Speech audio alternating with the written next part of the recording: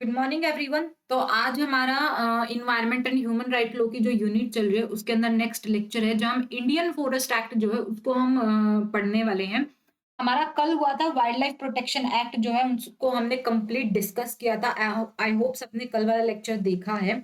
हमारे 3 I think lecture और रहते हैं environment and human right law की इस यूनिट में, जहाँ हम आज तो डिस्कस करने वाले इंडियन फॉरेस्ट एक्ट, उसके बाद कल डिस्कस करेंगे फॉरेस्ट कंजर्वेशन एक्ट, और परसों डिस्कस करेंगे एक नया एक्ट है एनसीएमईआई, एक एक्ट है 2004 का, उसको हम डिस्कस करेंगे क्योंकि इस बार जो है वो इस एक्ट से क्वेश्चन पूछा गया था। तो हम कंप्लीटली उस एक्ट को भी डिस्कस करेंगे क्योंकि हो सकता है आने वाले टाइम में वहां से भी क्वेश्चन पूछा जा सकता है। ठीक है। और इसके साथ ही फिर हमारा जो environment and human right law है इसका पूरा सिलेबस कंप्लीट हो जाएगा। हमने सारे माइनर एक्ट को पूरा डिटेल में डिस्कस किया है, चाहे वो पहरा एक्ट हो, इन्वायरमेंट प्रोटेक्शन एक्ट हो, बायोलॉजिकल डाइवर्सिटी एक्ट हो। ठीक है, एक एक चीज को हमने अच्छे से डिस्कस किया है। कहीं भी किसी बच्चे का कोई डाउट हो तो प्लीज मुझे वीडियो के साथ दिए गए कमेंट सेक्शन में जरूर बताना। उसके बाद हमारा सिर्फ एक सब्जेक्ट रहता है, बीएनएस का जो सब्जेक्ट है उसको हम आई थिंक जैसे इन्वायरमेंट लॉ खत्म होगा उसके बाद हम शुरू करेंगे। जिस दिन हमारा इन्वायरमेंट लॉ खत्म होगा उसके हफ्ते बाद हमारा मेरे ख्याल से जो कमर्शियल लॉ है वो भी कंप्लीट हो जाएगा, क्योंकि कमर्शियल लॉ के अंदर 2-3 टॉपिक्स के साथ-साथ, कॉन्ट्रैक्ट एक्ट के 2-3 टॉपिक्स के साथ-साथ हमारा जो एक तो एलएलपी और एक इंडियन पार्टनरशिप एक्ट है वो बचा हुआ है। उनको हम थोड़ा डिटेल में भी डिस्कस करेंगे। ठीक है? इसके अलावा भाई हमारी वेबसाइट का लिंक जितना ज़्यादा हो सकता है आगे ज़रूर शेयर करो ताकि ज़्यादा से ज़्यादा बच्चे हमारे साथ इस बैच में जुड़ सके। एग्ज़ाम को बहुत ही कम टाइम बचा हुआ है। ठीक है? आपके एग्ज़ाम फॉर्म भी जल्दी निकल जाएँगे। तो जितना ज़्यादा हो सकता है और बच्चों के साथ शेयर करो। जितनी ज़्यादा मुझे उम्मीद थी कि इस बैच में बच्चे जुड़ेंगे, उतने ज़्यादा बच्चे नहीं जुड़े हैं, और which is heartbreak for me as well, क्योंकि यूट्यूब पर हमारे पास बहुत सारे बच्चे थे एक बैच के अंदर। ठीक है? पिछले वाले बैच के अंदर। लेकिन इस बार ट्रस्ट में मुझे उम्मीद नहीं थी कि इतने कम बच्चे होंगे, क्योंकि पिछले वाले बैच से ये वाला बैच हमारा बहुत ज़्यादा है। तो इसका एक रीज़न मुझे समझ में आ रहा है, रीच नहीं है बच्चों तक हमारी इस बैच की, हमारी वेबसाइट की। तो रीच देखो, मुझे ज़्यादा वर्ड ऑफ माउथ पे ज़्यादा भरोसा रहता है, क्योंकि जितना ज़्यादा आप दूसरों तक शेयर करोगे हमारे बैच के बारे में, हमारी वेबसाइट के बारे में, उन्हें बताओगे आपके एक्सपीरियंस के बारे में, उतनी ज़्यादा आने वाले टाइम में हम और आपकी हेल्प कर पाएँगे। कैसे कर पाएँगे? और जो एग्ज़ाम्स हैं उनको हम आपको स्टडी करवा पाएँगे। हो सकता है पेपर 1 जो है वो भी आगे हम पढ़ा पाएँ आपको। कॉलेज वाले जो बच्चे हैं उनके लिए अलग से सब्जेक्ट्स के जो लेक्चर्स है, कोर्स है, वो प्रिपेयर कर पाएँगे हम। तो इसलिए आपको ज़्यादा से ज़्यादा बच्चों के साथ शेयर करना चाहिए इस बैच को, हमारी वेबसाइट के लिंक को। क्योंकि एक तो ये बैच हम बहुत ही अफोर्डेबल फीस के अंदर आपको अवेलेबल करवा रहे हैं। मात्र ₹21 के अंदर हम आपको अवेलेबल करवा रहे हैं। दूसरा, ये बैच के अंदर आपको 6 महीने की वैलिडिटी मिलती है। तीसरा, एग्ज़ाम टारगेटेड स्टडी आपको करवाई जाती है।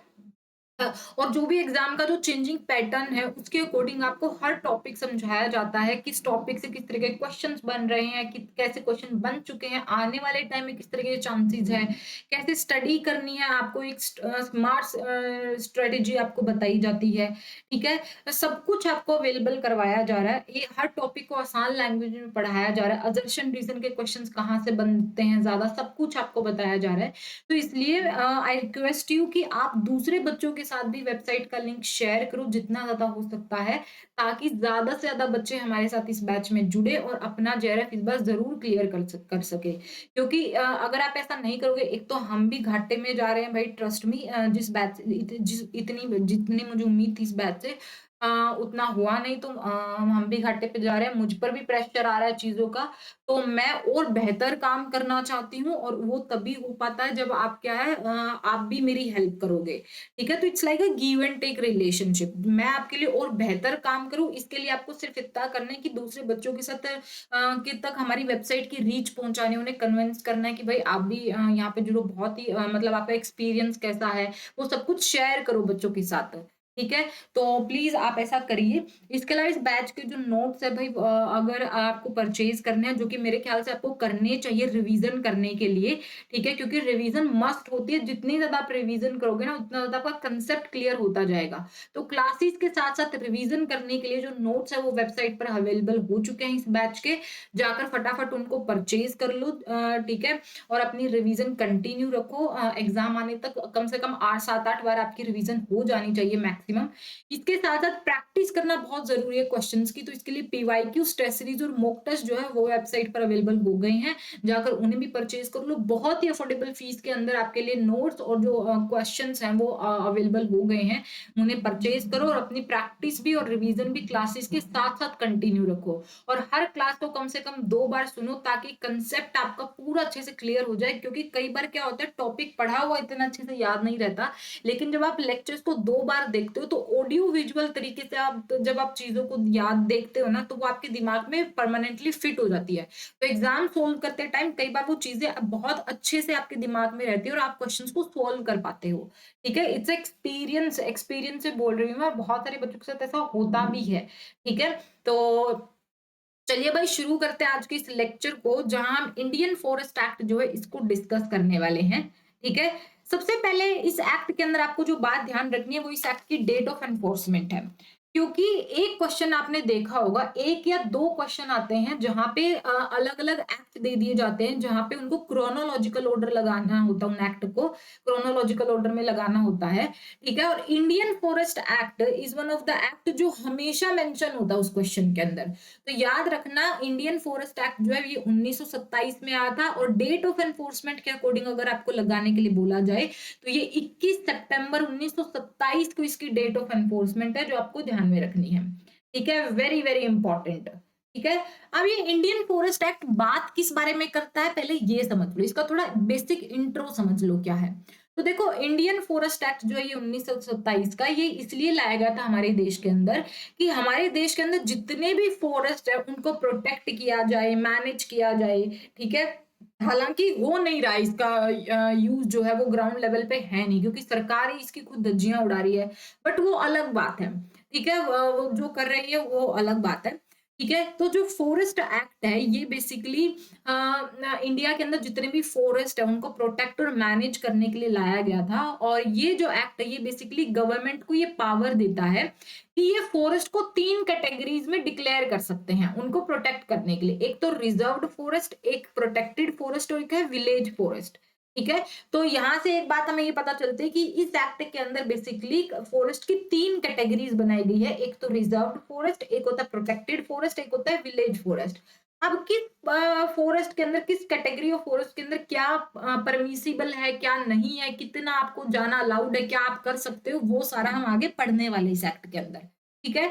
और साथ ही ये एक्ट बात करता है कि फॉरेस्ट से जो भी चीजें प्रोड्यूस होगी, जैसे लकड़ी है, हनी है, लीव्स है, ठीक है, बाकी टिम्बर है या बाकी और चीजें हैं, उनका यूज कैसे रेगुलेट करना है। ठीक है? तो इन सबकी पावर किसके पास है? गवर्नमेंट के पास है। ये बात आपको ध्यान में रखनी है। दो तो ये काम करता है ये एक्ट।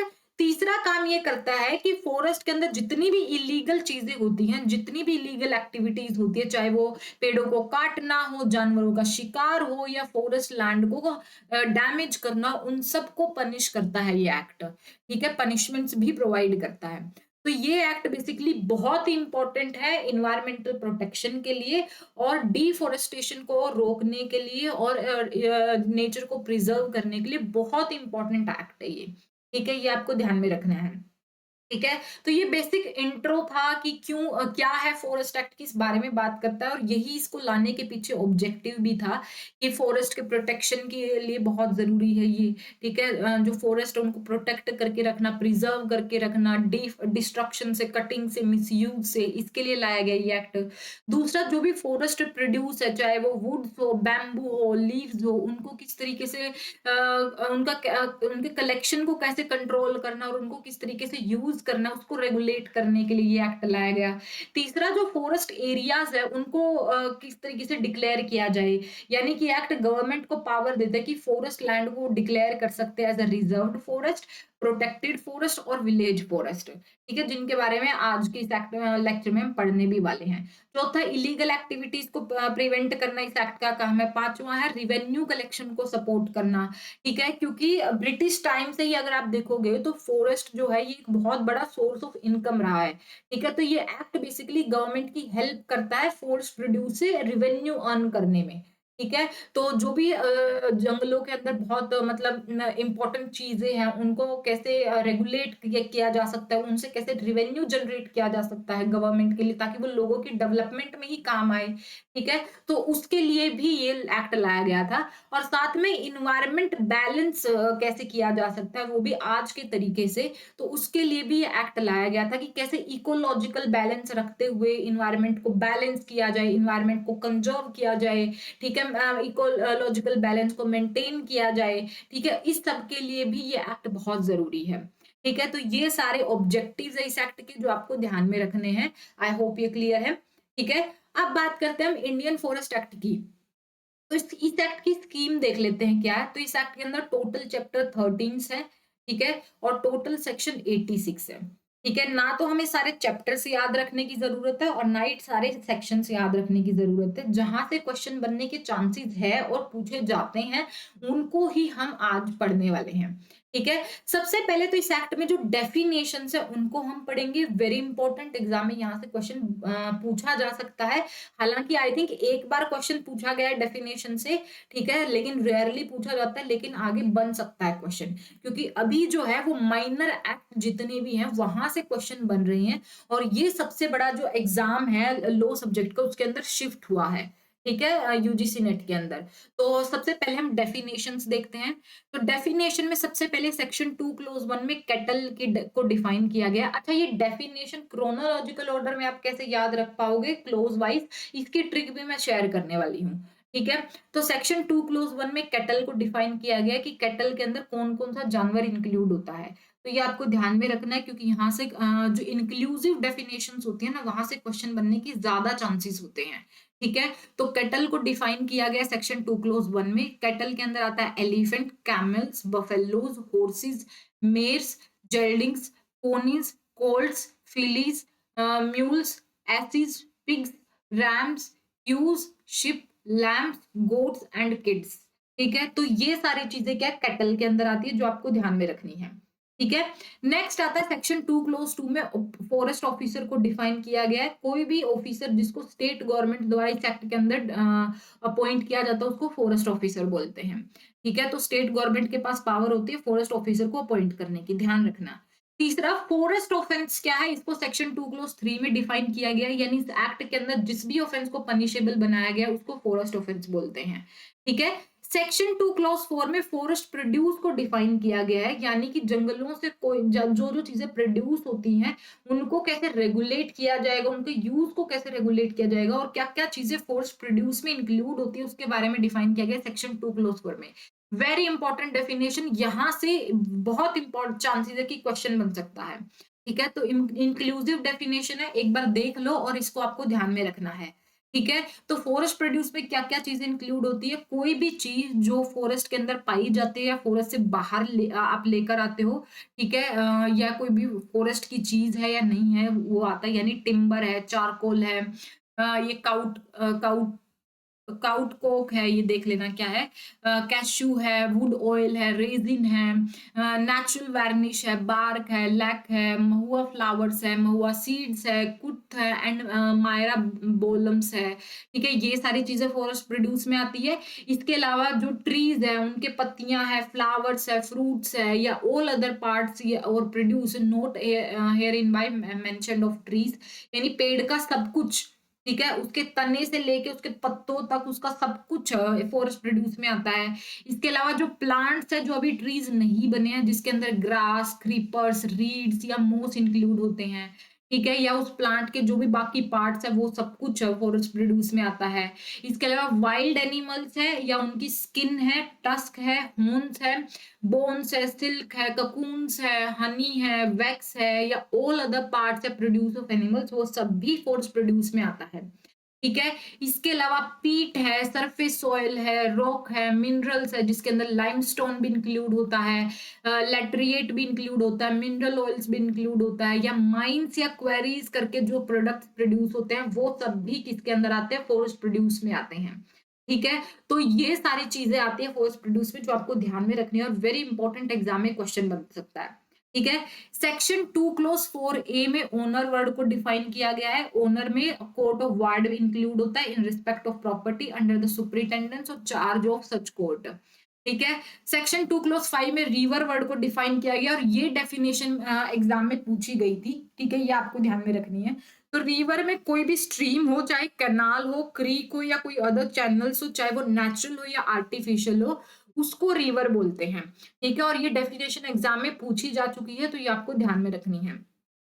सेक्शन 2 क्लॉज 6 में टिम्बर को डिफाइन किया गया है। ठीक है, ये आपको ध्यान में रखना है। नेक्स्ट है सेक्शन 2 क्लॉज 7 में ट्री वर्ड को डिफाइन किया गया है, जिसमें ट्री में क्या क्या आता है, palms, stumps, brushwood and cans, ये सब कुछ ट्री के अंदर आता है, जो आपको ध्यान में रखना है।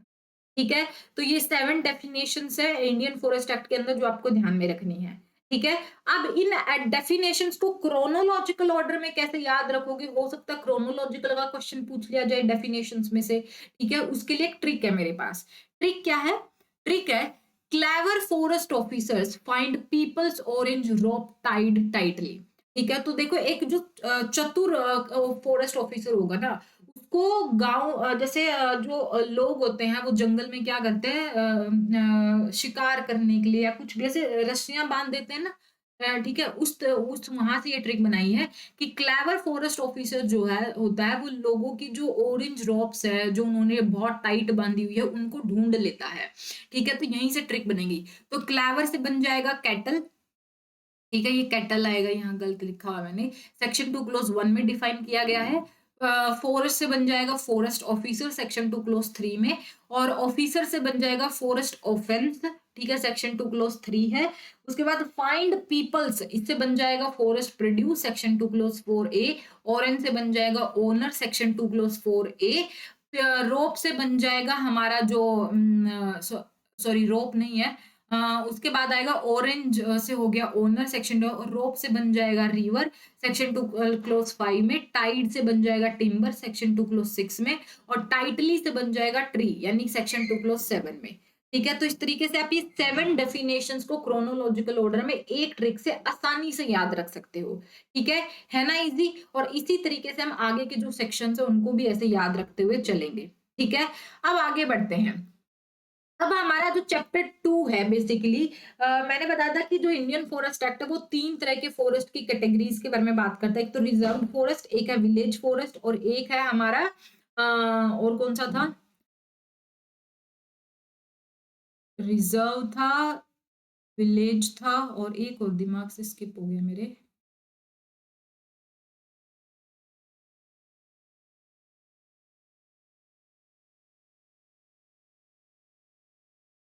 Protected forest. ठीक है, तो इनको हमें इन 3 कैटेगरीज में डिफाइन किया गया है, और इन्हीं को हम क्या करेंगे, पढ़ने वाले हैं।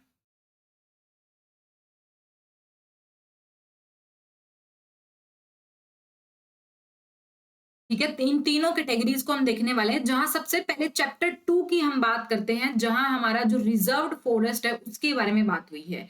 ठीक है, तो याद रखना चैप्टर 2 में रिजर्व्ड फॉरेस्ट से हमेशा क्वेश्चन पूछा जाता है एग्जाम के अंदर, तो आपको ध्यान में रखना है। चैप्टर 2 में सेक्शन 3 से लेकर सेक्शन 27 तक के जो सेक्शन है वहां पे रिजर्व्ड फॉरेस्ट के बारे में बात हुई है।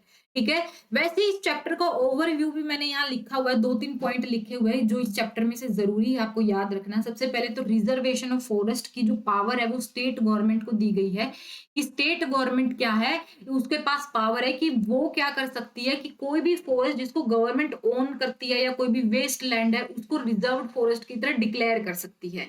ठीक है, तो याद रखना सेक्शन 3 में ये पावर दी गई है किसको, सेक्शन 3 में स्टेट गवर्नमेंट को ये पावर दी गई है कि कोई भी फॉरेस्ट लैंड है, कोई भी वेस्ट लैंड है जो बेसिकली गवर्नमेंट की प्रॉपर्टी है, उसको क्या कर सकती है, वो रिजर्व फॉरेस्ट की तरह डिक्लेयर कर सकती है। ये सेक्शन 3 में स्टेट गवर्नमेंट को पावर दी गई है। एग्जाम में यहाँ से क्वेश्चन बन चुका है जो आपको ध्यान में रखना है। ठीक है, सेक्शन 4 में स्टेट गवर्नमेंट इसके लिए नोटिफिकेशन निकालती है। ठीक है, कि सेक्शन 4 बेसिकली स्टेट गवर्नमेंट के लिए मैंडेटरी है कि अगर वो किसी भी फॉरेस्ट लैंड को या वेस्ट लैंड को रिजर्व फॉरेस्ट डिक्लेयर कर रही है तो उसके लिए उसको नोटिफाई करना होगा। ठीक है, ये सेक्शन 4 में बताया गया है। इसके अलावा सेक्शन 4 में कुछ बातें हैं जो आपको ध्यान में रखनी है। सेक्शन 4 क्लोज 1 सब क्लोज सी है, जहां फॉरेस्ट सेटलमेंट ऑफिसर जो है इसके अपॉइंटमेंट की बात हुई है, वेरी इंपॉर्टेंट एग्जाम में पूछा जाता है। ठीक है, ये तो आपको ये ध्यान में रखना है। तो फॉरेस्ट सेटलमेंट ऑफिसर के जो अपॉइंटमेंट है, इसकी पावर दी, इसके बारे में सेक्शन 4 क्लोज 1 सब क्लोज सी में बात हुई है, जहां स्टेट गवर्नमेंट के पास ये पावर है कि वो फॉरेस्ट सेटलमेंट ऑफिसर को अपॉइंट कर सकती है। किस लिए अपॉइंट कर सकती है? कि जो भी एग्जिस्टिंग राइट्स है या जो क्लेम्स है जमीन के ऊपर, उनको इन्वेस्टिगेट कर सके। ठीक है, और जो फॉरेस्ट सेटलमेंट ऑफिसर होता है, ये रिस्पॉन्सिबल होता है कि जो भी राइट्स है उनके, उसका नेचर कैसा है, उसका कितना हद तक वो राइट अवेलेबल है, उसकी इंक्वायरी कर सके। ठीक है, अगर कोई भी पर्सन फलाना फलाना राइट क्लेम कर रहा है, तो उसकी इंक्वायरी करना किसका काम है? फॉरेस्ट सेटलमेंट ऑफिसर का काम है। ठीक है, इसके अलावा सेक्शन 4 क्लोज 3 में स्टेट गवर्नमेंट को ये पावर दी गई है कि वो मैक्सिमम 3 फॉरेस्ट सेटलमेंट ऑफिसर क्या कर सकता, अपॉइंट कर सकता है। लेकिन उसमें क्या है, एक कंडीशन ये होगी कि no more than one of them can hold an existing forest officer. यानी उनमें से कोई एक ही जो होगा, वो क्या होगा, उस जो फॉरेस्ट ऑफिसर होगा उसको हैंडल करेगा, बाकी दो उसके नीचे काम करेंगे। ठीक है, तो ये सेक्शन 4 क्लोज 3 में आपको ध्यान में रखना है।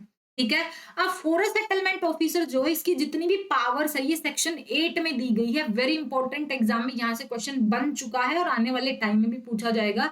तो सेक्शन 4 में तो इसके अपॉइंटमेंट की बात की गई है, जो स्टेट गवर्नमेंट के पास पावर है, और इस फॉरेस्ट सेटलमेंट ऑफिसर की जो पावर्स है वो सेक्शन 8 में दी गई है।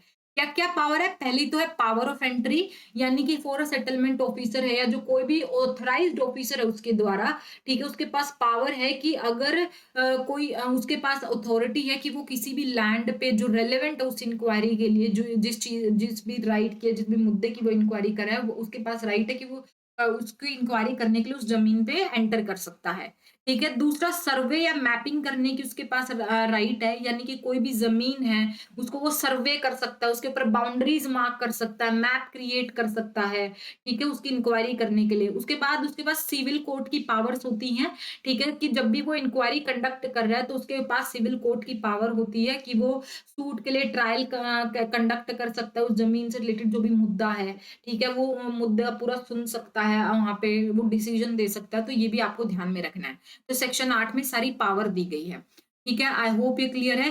सेक्शन 20 बात करता है नोटिफिकेशन डिक्लेयरिंग फॉरेस्ट रिजर्व के बारे में। Section 25 very important, match of the following में काफी मेंशन होता है। सेक्शन 45 का जो सेक्शन है, ये बात करता है power to stop ways and water courses in reserve forest. यानी कि जो भी रिजर्व फॉरेस्ट है उसके अंदर जो भी वाटर कोर्सेज के तरीके हैं या जो कोई भी रास्ता है, उनको रोकने का अधिकार क्या होता है? फॉरेस्ट ऑफिसर के पास होता है। तो फॉरेस्ट ऑफिसर को सेक्शन 25 ये राइट देता है कि वो कोई भी पब्लिक या प्राइवेट रोड को क्या कर सकता है? क्लोज कर सकता है। इसके अलावा वाटर कोर्सेज को क्लोज कर सकता है फॉरेस्ट, रिजर्व फॉरेस्ट के अंदर। और इसके लिए उसको क्या है? स्टेट गवर्नमेंट का प्रायर अप्रूवल की जरूरत होती है। ठीक है, ये बात ध्यान रखना। लेकिन ये काम वो सिर्फ तभी कर सकता है जब कोई और अल्टरनेटिव तरीका हो, वाटर कोर्स के लिए एग्जिस्ट करता हो। ठीक है, उसने या फिर कोई मतलब पानी का रास्ता कहीं और मोड़ने के लिए उसने एक अलग से जो वाटर कोर्स है वो ऑलरेडी कंस्ट्रक्ट कर दिया है। ठीक है, कोई अलग तरीका उसने खोज निकाला है, तभी वो ऐसा काम कर सकता है। ऐसा नहीं कि आपने पानी का तरीका मतलब कोई एक पर्टिकुलर वाटर कोर्स था उसको रोक दिया, लेकिन उसका कोई अल्टरनेटिव वे ही नहीं निकाला है उसको मोड़ने का, तो आप ऐसा नहीं कर सकते हो। आपके पास एक तरीका होना चाहिए, तब जाके स्टेट गवर्नमेंट आपको परमिशन देगी। ठीक है, अब आता है सेक्शन 26, जो वेरी वेरी इंपॉर्टेंट, जहां से एग्जाम में क्वेश्चन पूछा जाता है कि कौन कौन से ऐसे एक्ट है जिनको प्रोहिबिट किया गया है कि आप रिजर्व्ड फॉरेस्ट के अंदर ये एक्ट नहीं कर सकते हो जब तक आपके पास इसकी परमिशन ना हो। ठीक है, तो सबसे पहला आता है फॉरेस्ट प्रोड्यूस जो है। तो कोई भी फॉरेस्ट प्रोड्यूस है ना, तो आप उनको कलेक्ट कर सकते हो, ना ही मैन्युफैक्चर कर सकते हो, ना ही फॉरेस्ट प्रोड्यूस को आप रिमूव कर सकते हो। जैसे टिम्बर है ना, आप उसको कलेक्ट कर सकते हो, मैन्युफैक्चर कर सकते हो, फॉरेस्ट से बाहर लेके जा सकते हो, ना ही चारकोल है, लीव्स है। ठीक है, इसके अलावा आता लैंड यूज, यानी कि जो जंगल की फॉरेस्ट जो रिजर्व फॉरेस्ट है उसकी जितनी भी जमीन है उसको आप कल्टीवेशन के लिए या किसी और अदर पर्पज के लिए क्या है, क्लियर नहीं कर सकते हो, ठीक है? इसके अलावा रिसोर्स एक्सट्रैक्शन है, यानी वहाँ पे स्टोन्स की क्वायरिंग नहीं हो सकती है, बर्निंग लाइम या चारकोल, ये सारी चीज़ें भी वहाँ पे नहीं हो सकती है। इसके अलावा हंटिंग एंड फिशिंग है, ये सब भी नहीं हो सकता है, ठीक है? इसके अलावा डैमेज बाय नेग्लिजेंस, तो अगर आपके नेग्लिजेंस की वजह से कोई डैमेज होता है, जब मान लो अगर कोई ट्री गिर रहा था, ठीक है? या आपकी वजह से कोई पेड़ गिर गया है, या आप टिम्बर को घसीट के लेकर जा रहे थे और आपकी नेग्लिजेंस की वजह से कोई डैमेज हो गया वहाँ पे, तो उसके बारे में यहाँ बात हुई है। इसके अलावा फायर, या अगर आपकी नेग्लिजेंस की वजह से या आपने जानबूझ के वहाँ पे फायर लगा दी है, ठीक है? तो ये सारा कोई भी एक्ट वहाँ पे करना प्रोहिबिट किया गया है। तो इसके बारे में सेक्शन 26 में बात हुई है, जो आपको ध्यान में रखना है, ठीक है? तो जैसे मैंने बताया कि सेक्शन 3 के अंदर स्टेट गवर्नमेंट के पास ये पावर है कि वो किसी भी फॉरेस्ट को या वेस्टलैंड को, जो गवर्नमेंट की प्रॉपर्टी है, उसको रिजर्व्ड फॉरेस्ट डिक्लेयर कर सकती है, ठीक है? इसी तरीके से सेक्शन 27 में स्टेट गवर्नमेंट को ये पावर दी गई है कि वो किसी भी जो रिजर्व्ड फॉरेस्ट है जिसको डिक्लेयर किया गया स्टेट गवर्नमेंट द्वारा, उसको दोबारा से डी रिजर्व फॉरेस्ट डिक्लेयर कर सकती है। यानी कि अब वो जो फॉरेस्ट था जिसको रिजर्व फॉरेस्ट डिक्लेयर किया गया था, अब वो रिजर्व फॉरेस्ट नहीं रहेगा। ये भी डिक्लेयर किया जा सकता है स्टेट गवर्नमेंट द्वारा, जो इसके बारे में सेक्शन 27 में बात हुई है। तो स्टेट गवर्नमेंट को पावर दी गई है कि वो किसी भी रिजर्व फॉरेस्ट को डी रिजर्व फॉरेस्ट डिक्लेयर कर सकती है। लेकिन ऐसा करने से जो भी पहले राइट वहां पे एग्जिस्ट करते थे, ठीक है, वो क्या है, डी रिजर्व नहीं हो जाएंगे, ठीक है? जैसे मान लो जो भी राइट वहां पे थे कि आप इस जंगल में से ये चीजें बाहर नहीं लेके जा सकते हो, ये काम नहीं कर सकते हो जंगल में, ठीक है? तो ये सारी चीजें ये सारे राइट जो है वो खत्म नहीं हो जाएंगे, ये सारे एक्ट वहां पे खत्म नहीं हो जाएंगे, वो अभी भी लागू रहेंगे, चाहे गवर्नमेंट ने उस फॉरेस्ट को, रिजर्व फॉरेस्ट को डी रिजर्व ही क्यों ना कर दिया हो, ठीक है? ये भी पॉइंट आपको ध्यान में रखना है। आई होप ये क्लियर है। तो यह है सेक्शन 27 जिसके बारे में आपको ध्यान में रखना है, ठीक है? तो ये इंपॉर्टेंट चीज है जिनके बारे में हमने यहाँ पे बात की है, ये आप यहाँ पे देख सकते हो, ठीक है? अब आता है हमारा नेक्स्ट चैप्टर, थर्ड आता है, जिसमें विलेज फॉरेस्ट के बारे में बात हुई है, जो सेक्शन 28 से शुरू होता है, ठीक है? तो वेरी इंपॉर्टेंट सेक्शन, यहाँ से क्वेश्चन बन चुका है एग्जाम के अंदर, चाहे पिछले 2 साल का पेपर उठा के देख लो, बार बार सेक्शन 28 से क्वेश्चन पूछा गया है, ठीक है? विलेज फॉरेस्ट से क्वेश्चन पूछा जाता है। तो फॉर्मेशन ऑफ विलेज फॉरेस्ट इसकी हेडिंग है। तो विलेज फॉरेस्ट की जो फॉर्मेशन है, इसके लिए सेंट्रल स्टेट गवर्नमेंट को पावर दी गई है कि वो रिजर्व्ड फॉरेस्ट जो है या कोई और अदर सुटेबल लैंड है, उसको विलेज फॉरेस्ट डिक्लेयर कर सकती है किसी एक स्पेसिफिक विलेज कम्युनिटी के बेनिफिट के लिए, ठीक है? कोई भी रिजर्व्ड फॉरेस्ट है या फिर कोई भी और अदर फॉरेस्ट है, ठीक है, उसको स्टेट गवर्नमेंट क्या कर सकती है, विलेज फॉरेस्ट डिक्लेयर कर सकती है किसी भी एक स्पेसिफिक विलेज कम्युनिटी के बेनिफिट के लिए। ये पॉइंट आपको ध्यान में रखना है। तो इससे क्या है, उस विलेज में जो भी कम्युनिटीज है उनके राइट्स जनरेट होते हैं। तो जो भी कम्युनिटी को जमीन असाइन की जाएगी, उसके ऊपर चाहे टिम्बर प्रोड्यूस होता है, फॉरेस्ट प्रोड्यूस है, पेस्चर है, या फोस्टरिंग म्यूचुअली बेनिफिशियल रिलेशनशिप है, ये उन सबके राइट होते हैं, ठीक है? तो वो उन सबका इस्तेमाल कर सकते हैं। तो सेक्शन 28 यहाँ पे इंपॉर्टेंट है, जो आपको ध्यान में रखना है। एक ही सेक्शन आता है विलेज फॉरेस्ट से रिलेटेड, ठीक है? नेक्स्ट आता है हमारा चैप्टर 4, जो प्रोटेक्टेड फॉरेस्ट की बात करता है, जिसमें सेक्शन 29 से लेकर सेक्शन 34 तक के सेक्शंस आते हैं, ठीक है? तो चैप्टर 4 प्रोटेक्टेड फॉरेस्ट की बात करता है, और सेक्शन 29 वेरी इंपॉर्टेंट, एग्जाम में पूछा जाता है। तो सेक्शन 29 प्रोटेक्टेड फॉरेस्ट की बात करता है। ये कहता है कि स्टेट गवर्नमेंट के पास पावर है कि वो किसी भी फॉरेस्ट को या कोई भी वेस्टलैंड है उसको प्रोटेक्टेड फॉरेस्ट डिक्लेयर कर सकती है, ठीक है? लेकिन डिक्लेयर करने से पहले, ठीक है, अगर स्टेट गवर्नमेंट किसी भी फॉरेस्ट को या किसी भी वेस्टलैंड को प्रोटेक्टेड फॉरेस्ट डिक्लेयर कर रही है, तो उसको ऐसा करने से पहले उस पूरी जमीन की इंक्वायरी करनी होगी और उससे रिलेटेड एक रिकॉर्ड तैयार करना होगा कि किस तरीके के राइट्स है वहां पे और कितने हद तक राइट्स जो है वो गवर्नमेंट के पास है और कितने हद तक जो राइट है वो प्राइवेट लोगों के पास है, ठीक है? तो प्रोटेक्टेड फॉरेस्ट जो है, यहाँ पे गवर्नमेंट को डिक्लेरेशन देने से पहले एक पूरा इंक्वायरी बिठाना होगा कि किस तरीके के राइट्स और कितना एक्सटेंट ऑफ राइट्स जो है वो गवर्नमेंट के पास होंगे और कितने और कैसे राइट्स जो है वो प्राइवेट पर्सन्स के पास होंगे। इसके बारे में सेक्शन 29 में ये बात बोली गई है, जो आपको ध्यान में रखना है, ठीक है? सेक्शन 32 है जहां पे प्रोटेक्टेड फॉरेस्ट से रिलेटेड जो है वो स्टेट गवर्नमेंट के पास रूल्स बनाने के लिए कुछ पावर्स दी गई है। वेरी इंपॉर्टेंट एग्जाम में यहाँ से क्वेश्चन बनने के पूरे पूरे चांसेस है। ठीक है, तो सेक्शन 32 में स्टेट गवर्नमेंट के पास ये अथॉरिटी है कि वो पूरे डिटेल में रूल्स बना सकती है कि प्रोटेक्टेड फॉरेस्ट के अंदर किस तरीके की जो एक्टिविटीज है उनको कैसे रेगुलेट किया जाएगा। ठीक है, इसके बारे में चैप्टर 4 में सेक्शन 32 में बात हुई है जो आपको ध्यान में रखनी है। ठीक है, आई होप ये क्लियर है। जहां तक कोई डाउट हो किसी बच्चे का तो प्लीज मुझे वीडियो के साथ दी गई कमेंट सेक्शन में जरूर बताना। ठीक है, अब आता है हमारा चैप्टर 6 जहां duty on timber and other forest produce जो है उसके बारे में बात हुई कि टिम्बर या जो अदर फॉरेस्ट प्रोड्यूस है उनके ऊपर क्या ड्यूटी लगाई जाती है। ठीक है, क्या टैक्स लगता है बेसिकली, उसके बारे में सेक्शन 39 और सेक्शन 40 में बात हुई है। वेरी इंपॉर्टेंट एग्जाम में यहाँ से क्वेश्चन बनने के पूरे पूरे चांसेस है और इस बार आई थिंक क्वेश्चन बना भी था इस बार के एग्जाम में सेक्शन 39 और 40 से, तो ये आपको ध्यान में रखना है। तो सेक्शन 39 जो है ये बेसिकली पावर देता है कि टिम्बर या जो अदर फॉरेस्ट प्रोड्यूस है उनके ऊपर ड्यूटी इंपोज की जा सकती है और इसकी पावर दी गई है सेंट्रल गवर्नमेंट को कि सेंट्रल गवर्नमेंट के पास पावर है कि वो ड्यूटीज है या जो टैक्स है वो टिम्बर के ऊपर या अदर फॉरेस्ट प्रोड्यूस है उनके ऊपर लगा सकती है। और इसके साथ साथ जो स्टेट्स है, ठीक है, मतलब जो इंटर स्टेट सप्लाई होगी ना उसके लिए भी यहाँ पर बात हुई है। तो जो स्टेट्स है उनको भी अलाउ किया गया है कि जो भी एग्जिस्टिंग ड्यूटीज है वो उनको कंटिन्यू रख सकती है या फिर जो रेगुलेटिंग एक्टिविटीज है जैसे ट्रांजिट कैसे होगा या जो राइट्स है उसके बारे में उसका कितना स्कोप है वो उनको प्रोवाइड किया जा सकता है। ठीक है, फॉरेस्ट रिवेन्यू के ऊपर कितना कंट्रोल होगा, क्या प्रोविजन होने चाहिए, इसके बारे में वो बात कर सकते हैं।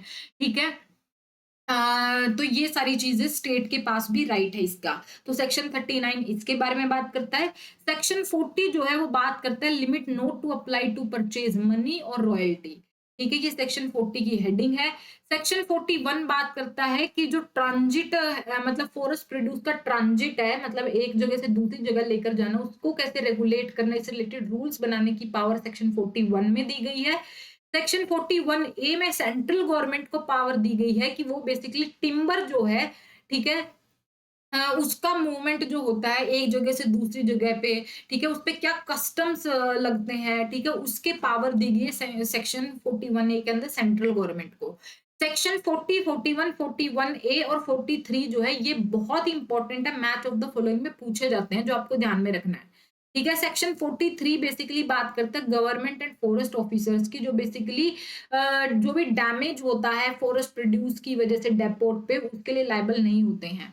ठीक है, ये बात आपको ध्यान में रखनी है। ये 4 सेक्शंस और हैं, अगर आप इनको डिटेल में पढ़ना चाहो तो बेरेक्ट से पढ़ सकते हो।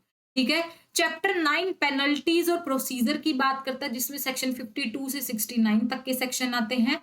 चैप्टर 11 जो है वो फॉरेस्ट ऑफिसर्स की बात करता है जिसमें सेक्शन 72 से 75 तक के सेक्शंस आते हैं, जिसमें सेक्शन 72 स्टेट बात करता है कि स्टेट गवर्नमेंट जो है वो फॉरेस्ट ऑफिसर्स के ऊपर इन्वेस्ट कर सकती है, वो भी कुछ सर्टेन पावर्स दे सकती है, मतलब इन्वेस्ट मतलब उनको फॉरेस्ट ऑफिसर्स को कुछ और एक्स्ट्रा पावर्स दे सकती है। ठीक है, इसके अलावा सेक्शन 73 ये कहता है कि जो फॉरेस्ट ऑफिसर्स है इनको पब्लिक सर्वेंट ही माना जाता है। सेक्शन 74 जो है ये बात करता है कि अगर मान लो कोई भी एक्ट गुड फेथ में किया गया है तो उसकी इंडेमनिटी की जा सकती है। ठीक है, क्षतिपूर्ति हो सकती है उसकी। उसके अलावा सेक्शन 75 जो है वो कहता है कि जो फॉरेस्ट ऑफिसर्स है वो ट्रेड नहीं कर सकते हैं। ठीक है, इसके बारे में बात हुई है। तो ये 4-5 सेक्शन और है फॉरेस्ट ऑफिसर रिलेटेड जो आप ध्यान में रख सकते हो और बेरेक्स भी पढ़ सकते हो। इसके अलावा कुछ पेनल्टीज हैं सेक्शन 33, 39 और 52 के अंदर जो आपको ध्यान में रखनी है। सबसे पहले तो इंडियन फॉरेस्ट एक्ट के अंदर जो भी ऑफेंसेस है वो एक तो कोग्निजेबल नेचर के होंगे, दूसरा नॉन बेलेबल होंगे। ठीक है, दूसरा जो फॉरेस्ट ऑफिसर है वो कोई भी टूल, व्हीकल या एनिमल जो भी यूज हो रहा है फॉरेस्ट ऑफेंस कमिट करने के लिए उसको सीज कर सकते हैं। ठीक है, और क्या क्या फाइन होगा, क्या इम्प्रिजनमेंट होगी, तो 500 रुपए तक का फाइन लगाया जा सकता अगर आप पकड़े जाते हो, या फिर 6 महीने की आपके ऊपर इम्प्रिजनमेंट हो सकती है, या फिर दोनों हो सकते हैं। ठीक है, या तो फाइन लग सकता है या फिर आपके ऊपर 6 महीने की सजा हो सकती है या फिर दोनों भी हो सकते हैं। ठीक है, और ये पेनल्टी जो है ये बेसिक से लेकर हाई भी हो सकती है कुछ केसेस के अंदर। ठीक है, ये आपको ध्यान में रखनी है। अब जैसे मैंने बताया ना, ये सेक्शन 72 से लेकर सेक्शन 75 तक के जो सेक्शन है फॉरेस्ट ऑफिसर के बारे में बात करते हैं, इसमें सेक्शन 72 है जो बेसिकली आपको ध्यान में रखना है। वैसे तो प्लीज मैं ये रिकमेंड करूंगी कि सेक्शन 72 से सेक्शन 75 तक के जो सेक्शन है इनको आप प्लीज डायरेक्ट से एक बार अच्छे से देख लेना, ठीक है, क्योंकि यहाँ से क्वेश्चन बन चुका है सेक्शन 72 से स्पेसिफिकली। तो सेक्शन 72 जो है यहाँ पे फॉरेस्ट ऑफिसर्स की पावर दी गई है, इसके पास क्या क्या पावर होंगी। ये विदाउट अरेस्ट वारंट अरेस्ट कर सकता है, फॉरेस्ट प्रोड्यूस को सीज करने की पावर होगी। इसके अलावा अनऑथराइज जो पर्सन्स होंगे जो भी फॉरेस्ट लैंड के अंदर पाए जाते हैं उनको एविक्ट करने की पावर है, उनको जंगल से बाहर निकाल सकता है। यानी गवर्नमेंट ने के पास ये पावर है कि वो लोगों को क्या है, जो अगर जंगल के अंदर रह रहे बिना परमिशन, ठीक है, फॉरेस्ट जमीन पे रह रहे हैं, उनको वहां से निकाल सकती है। इसके अलावा फॉरेस्ट ऑफिसर जो है इनको पब्लिक सर्वेंट की तरह ट्रीट किया जाता है अंडर आईपीसी का सेक्शन 21, ठीक है, ये बात आपको ध्यान में रखनी है। आई होप ये क्लियर है। तो यहाँ पर आकर हमारा जो इंडियन फॉरेस्ट एक्ट है उसके इंपॉर्टेंट प्रोविजंस को मैंने डिस्कस कर लिया है। मुझे उम्मीद है कि आपको सारी चीजें अच्छे से समझ में आ गई है। कहीं भी किसी बच्चे का कोई डाउट हो तो प्लीज मुझे वीडियो के साथ दिए गए कमेंट सेक्शन में जरूर बताना, ताकि आपका कंसेप्ट अच्छे से क्लियर हो सके। और एक बार मैं फिर बोल रही हूँ कि वेबसाइट का लिंक भाई जितना ज्यादा हो सकता है आगे जरूर शेयर करो, ज्यादा से ज्यादा बच्चों तक हमारी वेबसाइट की रीच पहुंचाओ, उनके साथ अपना एक्सपीरियंस शेयर करो, ताकि ज्यादा से ज्यादा बच्चे हमारे साथ इस बैच में जुड़ सके और अपना जेआरएफ क्लियर कर सके, ठीक है। इसके अलावा प्रैक्टिस करने के लिए और रिवीजन करने के लिए क्लासेस के साथ साथ नोट्स और जो क्वेश्चंस है, चाहे वो पीवाईक्यूज है, टेस्ट सीरीज है, मॉक टेस्ट है, सब कुछ परचेज कर लो। बहुत ही अफोर्डेबल फीस में अवेलेबल हो रखे हैं आपके लिए, ताकि आपके रिवीजन और प्रैक्टिस एग्जाम आने तक मल्टीपल टाइम हो सके और इस बार आपका जेआरएफ हो जाए, ठीक है। और कल के लेक्चर में हम डिस्कस करने वाले हैं फॉरेस्ट कंजर्वेशन एक्ट को। तो मिलते हैं कल के लेक्चर में। तो इस लेक्चर को कम से कम 2 बार जरूर देख लेना, ठीक है। तो मिलते हैं कल के लेक्चर में।